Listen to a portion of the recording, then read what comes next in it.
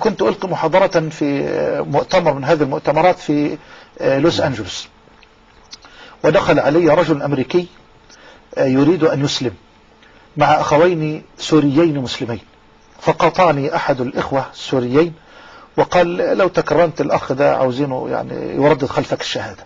قلت تقدم يا أخي تفضل، وأوقفت المحاضرة وأجلست الأمريكي عن يميني وجلس الأخوان الكريمان. قلت له قبل أن تنطق الشهادة أود أن أسألك لماذا أتيت مسلما وأنت ترى حالنا لا يسر عدوا ولا حبيبا؟ ما الذي جاء بك إلينا؟ قال هذا الرجل، وأشار على أخ من الأخوين السوريين، قال هذا موظف عندي ما دخلت عليه مرة إلا ورأيت البسمة تعلى الوجه ورأيت السعادة ظاهرة بادية عليه. دخلت عليه اليوم وهو يضع قدمه في حوض الماء الذي أغسل فيه وجهي، فصرخت في وجهي كيف تضع قدمك هنا؟ قال أنا أتوضأ. قلت ما معنى الوضوء؟ قال أنا أغسل قدمي كل يوم 5 مرات أو يزيد. الله. قال تغسل قدمك 5 مرات؟ لا أغسل وجهي إلا مرة أو لا أغسله. لماذا؟ قال للوضوء وللصلاة. وبدأ نعم يخبره. قال ما رأيتك ثملا قط، ما رأيتك سكرانا. قال أعوذ بالله دين يحرم على الخمر.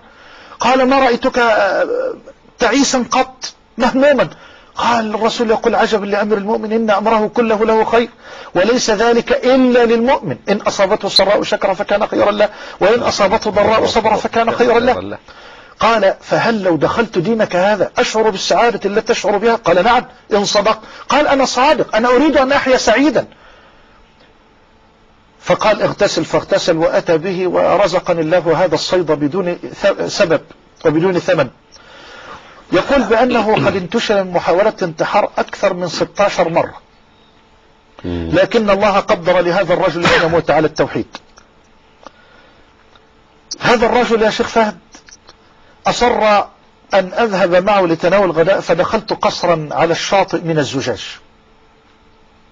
المحيط، تنزل كأنك في المحيط والجدران زجاج.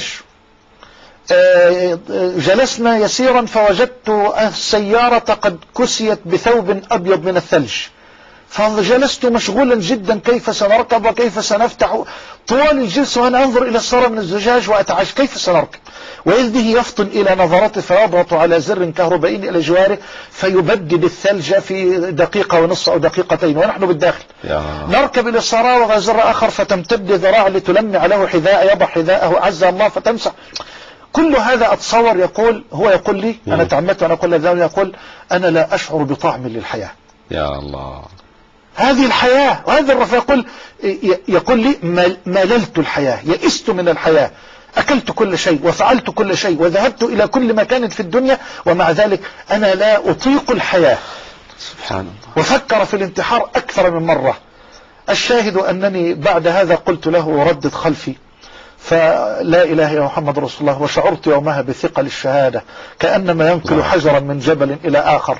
لا إله إلا الله، ينطق حرفا حرفا محمد رسول الله، وما أن أنهى الكلمة وإذ به يدخل في بكاء هستيري، فأراد الإخوة أن يسكتوا، قلت دعوه اتركوه.